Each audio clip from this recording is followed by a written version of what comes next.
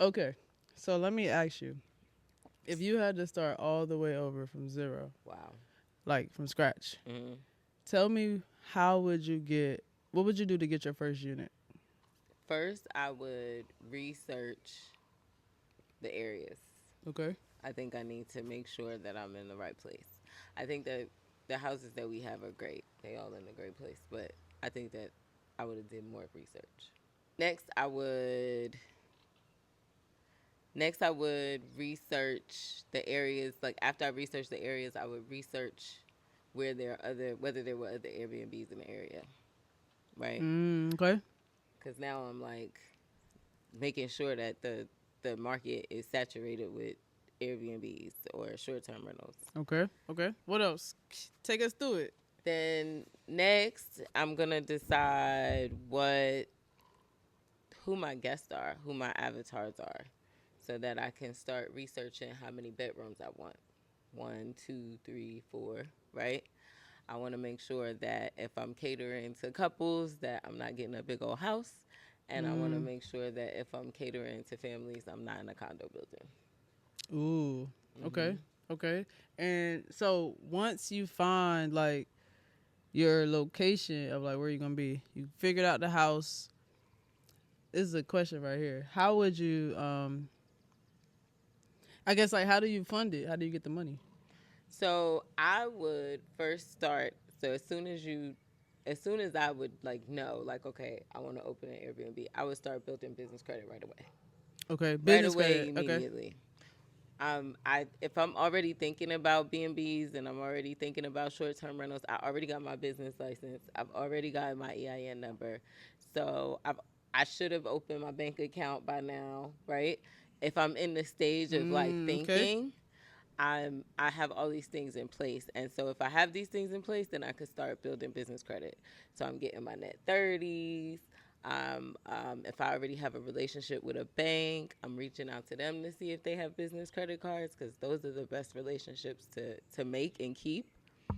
Mm. I'm um, I'm making sure that the stuff that's on my personal credit is good so that I don't have any issues if they do need me to be a personal guarantor.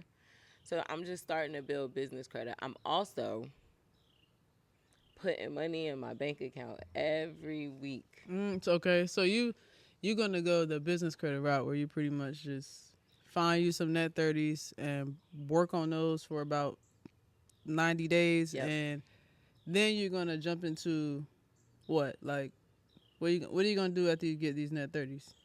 After I get these net 30s and all of the other things that I talked about, then I'm going to start to use some of the net 30s to fill my Airbnb. So like for example, Amazon has a net 30 where you can pay by invoice. You can furnish a whole unit with everything in Amazon. Mm. Everything. And then you have Wait, 30 days so to pay it. you can get your business credit together, Mhm. get a net 30 account with Amazon, Mhm. and pretty much be able to purchase stuff for your unit and then pay for it in 30 days after? 30 days after. Yep. Okay, okay, okay. All Mhm. right, so you got your stuff. You Yeah. got the financing, you got the place, you got your stuff, you know where you're going. Yeah. All right, and so what's next? Like you order the stuff, you put the stuff in. What's next after that? How do you get people to like come to your place so you can actually make bread off of it? So before I'm even done, right? Because I got my stuff, I'm already listing it on the platforms that I'm going to use. So I'm going to determine what platforms I'm going to use, right? Am I using VRBO? Am I using Airbnb? Am I using Booking.com? Am I using all of them? Because you can use them all. Using them all is a really good idea. Yeah. That'll be a way for you to pretty much maximize your bookings, and you're Mm-hmm. not just dependent on one platform. Nope. Okay, okay, I'm following you. So I'm already listing my unit on these platforms so that I can start generating traction before I even am finished putting the listing together, Mm. right? Because I want to be able to maximize on my bookings as soon as I open. I don't want to open and then Ooh. have to wait for the bookings to come So in. you okay? So that's a gem, y'all. Make sure y'all make sure y'all picking y'all writing this down. So you would list the unit Yeah. before the unit is actually ready. Yep. That way you can go ahead and start generating bookings. So when the unit is actually ready, you already got bookings lined up. Already got a booking. Now, I got a trick question for you. Okay. If the unit is not ready, how are you gonna have pictures to be able to show people like, hey, come see here, not come see here, come see this unit? So if I don't have photos already, I'm gonna check maybe the place that I rented it from. They have stock photos. I would Okay. use those. I would, if it's a house, I would, maybe they have it on the MLS website, the Zillow Ooh, website okay, of the okay, property. okay. And then you can let your customer or your guest know, like, we're under renovations. Mm-hmm. We are, the unit may be different when you come in, but that's how I would do it. You would take the pictures from stock photos. You can also look up photos on Google. There's all kinds of things. Sorry, there's all kinds of things that you can do to try to get pictures so that you can list your unit. Okay, okay. So Mhm. you dropping some bars. Okay, cool. So you pretty much got the listing.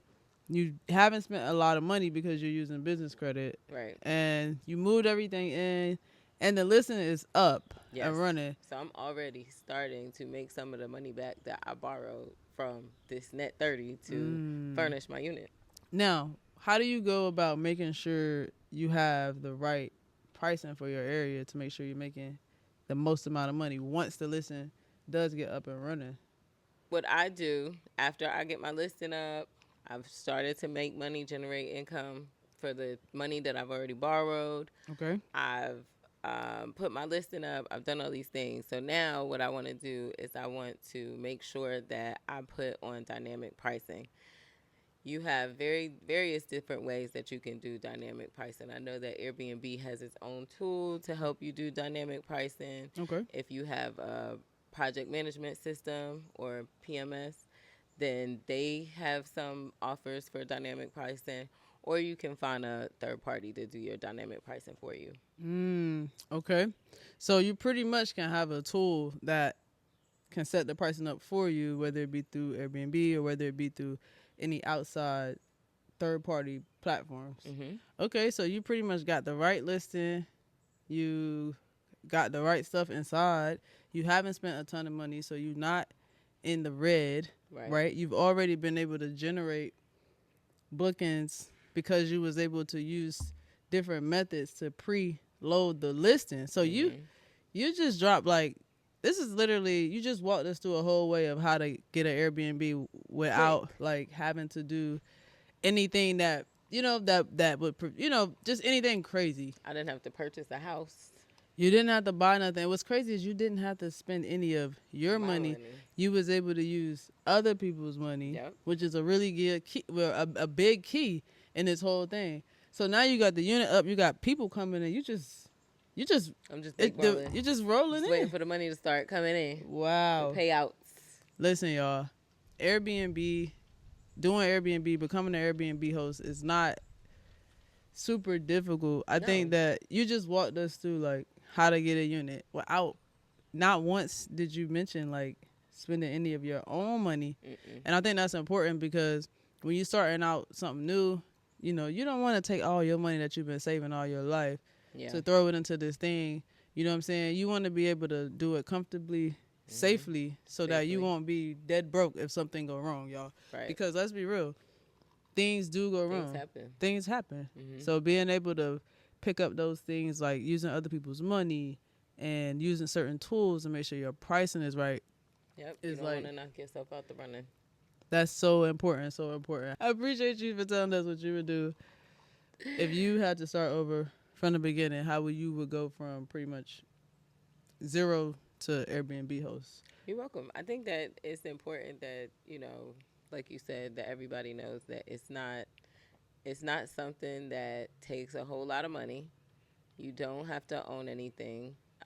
You just have to know what you want, where you want it.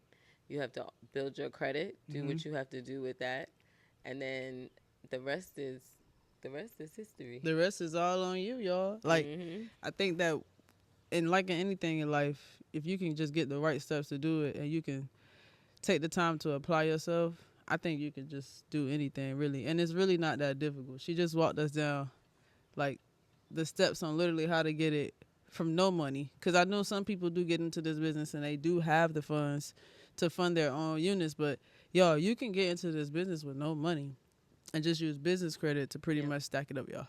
So make sure y'all stay tuned to the membership. We're gonna be dropping more videos for y'all, trying to give away as much free game as we can. As much as we can. All right, so make sure y'all stay tuned and comment below any questions you have, because on the next video we'll be sure to answer.